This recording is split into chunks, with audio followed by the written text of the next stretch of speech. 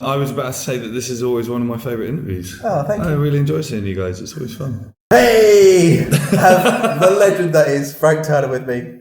How you doing? I'm good, thank you. I'm happy to be in Hampshire. I am happy that I don't have a chest infection anymore. Everybody gets ill once on a tour, and I got ill on day one of the year-long world tour. I literally woke up that morning kind of going, and then did one show, and the following day was just wrecked. Well, at least it was day one, so at least now you know you're fine for next year. Well, in theory, I mean, I think I'm about as full of vitamins and white blood cells and all that as it's possible for a human to be. I cut my finger the other day during a show, which, I mean, it just happens. Just cut my finger, and people were like, "Oh, you probably want to put some salve on that." And I'm like, my body can take fucking tetanus in a fight right now. And it was. I mean, nothing happened at all, so it's fine. But yes, so tour was good. Thank you. The very first time we ever spoke, I asked you a question which was about tattoos, and you said that people are very brave to get a tattoo, something to do with you, and they have a lot of trust in you. I now have a lot of trust in you because I now have... Oh, amazing. A Next Storm tattoo. Oh, thank you very much. So I'm hoping the album's good. Yeah. Otherwise, I've got to cut my leg off. Well, you get covered up. No, it's funny. I mean, there have been some people who've been getting the artwork for the new record tattooed already, which is lovely, but also bold. Yes. Because, I mean, at least you know how that song goes. Yeah, it's all right, isn't it? All the way through. Do you know what I mean? There's no surprise extra verses. And, do you know what I mean? And whereas it's like, and I mean, the song Be More Kind is out there. That's cool, great. But there might, people haven't heard the back end of the record. It might head into Spirit. It doesn't. It may be awful, but it might. People might think it's musically awful, but it doesn't. Yes, it's hopefully not sort of politically suspect. So I have got a few questions from some fans. Okay. So Tash wanted to know what music were you listening to whilst recording and writing the album. I've sort of been. I mean, I've sort of been talking quite a lot about Simon Reynolds wrote this book called Rip It Up and Start Again, which is about the history of post-punk, and I read that, and that expanded my listening quite a lot. I spent a lot of time listening to kind of Sheffield sort of stuff like Human League and Soft Cell and that sort of thing. Just sort of and delving deep on a lot of post-punk 80s music, sort of electronic music, pop music, that kind of thing. All of which makes me sound terribly erudite and musicological. And it is true, but I actually have to say that the two biggest influences on the new record were Arkells and Homer's Gospel Choir, which is why we have them on tour right now. I was trying to write Arkells songs with Derek's lyrics. So everybody can just sort of, I mean, you might as well sort of own up. Do you know what I mean? So, and I love both of them deeply, so we have them both out with us. So on the new record, Hayley wants to know, is there a song that is your favourite / least favourite? Do you already hate a song that you've written? No. There's not a least favourite. I mean, we recorded more songs than are on the album, so there will be an EP at some point. I couldn't tell you when. Although, I mean, having said that, it's not because I like those other songs less. It's just that, I'm old-fashioned, so I believe in the album as a sort of coherent artistic thing. And I had to figure out, which songs hung together the best and all the rest of it. I mean, in fact, one of my absolute favourite songs that we recorded in the session is not on the album. It's called Bar Stuff, and that'll be out. That'll probably be the lead track off the EP. And it's a song about people who work in bars, and it didn't really feel like it fit with the Be More Kind vibe, but it is a really fun song, so that'll come out someday. But otherwise, I mean favourite song, I know I shouldn't pick favourites really, it's against the rules. Pick one. Little Changes. There we go. That is a very good song. I heard it this morning. Thank you. Good. Yeah, it is less than 24 hours in the world. It is a newborn. So Dominic, well, he says make a statement that it can't be a coincidence that Blackout was filmed where Star Wars was filmed and you released it on May the 4th. I mean, it can. Was it? Dominic, yes, it is. I mean, it is. The album release date there's a gazillion things that go into choosing an album release date. I mean, the short version of it is the record labels spend their time trying to sort of carefully calibrate who's releasing what when to get your best chart position. And I said they're kind of going, as soon as possible, God damn it, now, today. That's the central conflict. It was a coincidence. The video just happened to be at Elstree. It was fun. I enjoyed doing the video. I disappoint people by what I'm about to say. We can still be friends. Yeah. I'm a Star Wars agnostic. Ooh. I just don't really care. I mean, I saw the first three when I was a kid and I enjoyed them. Then I watched the next 3 and thought they were balls. That's because they are. No. Everybody agrees with that. Everybody. And then, you know what I'm talking about? No. Yeah. And then the new ones are sort of okay. So, no coincidence. There was a coincidence. Yes, it was. It's the answer. Yeah. Sorry to not have a more exciting answer. Amar would like to know, what song do you like to play solo, and which one do you prefer to play with the band off the new album? Off the new album? Yeah. That's a good question. I mean, as is often the case, I'm sort of like slightly feeling my way through solo versions of some of the more full band arrangements. It's funny, like I distinctly remember there being a point in time when I thought there was just no way I could play The Road without a full band. Whereas now, I mean, it's a staple of any solo set I do because it works really well solo, so shows what I know. Not a lot. Yeah, but I mean, I sort of like, you know, it took me a while to get my head around how to play Blackout without the band, and I feel like that's a song that sort of wants everybody involved. That feels good. But I mean, the last track in the record is called Get It Right, and I may be playing it tonight. I can't remember what's on the set list. But it's that's kind of a solo song, so that one works. This one, kind of in a similar sort of vein, Claire wanted to know, a lot of your songs evolve sometimes quite dramatically between the original recorded versions and the live versions.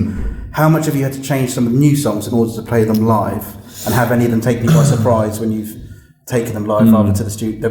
Yeah, I mean, so the thing is, there is a difference with this album to all the other records that I've done, which is that in the past I've always sort of used the studio as a tape machine, as in it's a documentation process. You know, we figure out a song, how it goes, we have an arrangement, or even if we haven't rehearsed it, I have an arrangement in my head, and we just get that down.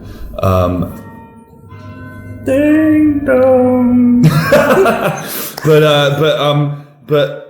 Jesus, give it but so this time around, actually again, so I'll tell you the full story because I haven't told you. So I love the Arkells very much, and we've toured with them quite a lot overseas before this tour. And their most recent full album, Morning Report, it's a solid masterpiece from top to bottom.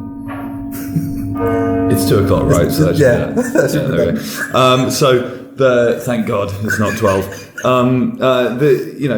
thought Morning Report was a masterpiece, and one day we were on tour with them and they were all working out how to play one of the songs from it as a band, and it had just never occurred to me that you could do things that way around, just go in the studio and make the song whatever it needs to be and then figure out how to play it afterwards. And it kind of blew my mind. And I got chatting to Max and Tony and the guys from Arkells about it, and they were just like, yeah, that's how most people make records. What are you doing? Yeah, I was like, no. So what we did this time around is I sort of put a ban on me or the band working on any arrangements before we got to the studio. In some ways, it reminded me of recording Love Iron songs for the week again, because those are records when a band didn't really exist. Yeah. So me and Nigel just tracked the drums and I'd layer everything else up. But it was more experimental than that. It was just kind of like we had a day where we just had big piles of synthesizer around, and there were times when Nigel played a song through and I'd be like, that's cool, but what if we picked a chunk and looped it, and just sort of different methodological approaches to recording. And I think that made the album much more kind of creative and much more experimental and out of my comfort zone, which was the idea. We then kind of went, right, how do we play any of this live? Which has been fun and quite hard work. And for the most part, I think it's the band and crew who take the credit for working it out. I mean, thus far, we've pretty much stuck to how things are on the record. We've got some kind of live triggered loops and stuff. We're not really playing along with track so much, but Nigel's got some stuff that he's got the little thing that he hits. Little pad. Exactly. Yeah. And he hits it and things happen. Yes. We call it the spud. And we go, well, the thing is, okay, I don't know, we always talk about stuff I never talk about with anyone else. It's lovely. We have a series of hand gestures live for our monitor engineer. Our monitor engineer is called Johnny, right? Johnny is the guy who controls what we all hear in our ears live. Some of it's pretty obvious. So that's snare, right? So because it's during a song, it's like everything's going, and you turn around and we're like, give me some more snare drum. That means kick drum. That's pretty traditional. Yeah, that makes sense. Guitar is this, bass is this. Yep. For me, my vocal is a kissing thing, because usually I'm playing guitar and that's the thing I need more of or less of. Most most dramatically and most urgently. So if I do that at him, that means give me a bit more vocal. And then what else we got? Like overheads on the drums. This one we came up with years ago because we have earpieces in, we have ambient mics on the room. So more ambient mics as jazz hands. So it's like audience. I like that. But we had to come up with a new one for the loop, for the spud, and thus far we're all just sort of doing this. Spud up, down. Yeah, spud down. But it doesn't. It's a little bit too similar to kick drum. And having an up or down motion with it doesn't really help because usually that's it's quite dark as well. Yeah. So we haven't figured out how to do that. That was a long answer to a short question, but we're getting there. Yes. So as always, there is a game and there is a prize. Yep. And people say you can't have your cake and eat it. I think you can. So have you fucking brought me a cake? Yes, we have a Be More Kind Holy shit. cake. Holy shit, man, thank you. That's so wonderful. That's amazing. I kind of don't, or at least I'm going to carefully eat around it. Do you know what I mean? Like, I don't want to sort of just like, So, is this the prize? This is the prize. So I don't have it yet? No. The quiz is a new game I've got called These Are Your Songs, surely you must know them. But basically, I've tried creating a paragraph using your song titles. You have to work out how many of your song titles are in this statement. And to make it difficult, I've chosen a song off every album. Okay. All right, so don't worry and put on a brave face as we're going nowhere, but we will make America great. The real damage is done when I can't make a decent cup of tea, and yet I still believe these little changes will go a long way to prove I have reasons not to be an idiot, and that this is a love worth keeping. During the opening act of spring, I'm often out of breath, as this is the way I tend to be, even though worse things happen at sea. I will get through the next storm as I live fast, die old, and my vital signs point towards my recovery as long as I put one foot before the other and remember these 4 simple words. Peggy sang the blues. 21. Oh, you're close enough. Oh, what was it? 22. What did I miss? I don't know. Oh, fuck. But yeah, the 21's close enough. Really? Yeah. You sure? Yes. Okay. I can't eat the cake, so it's fine.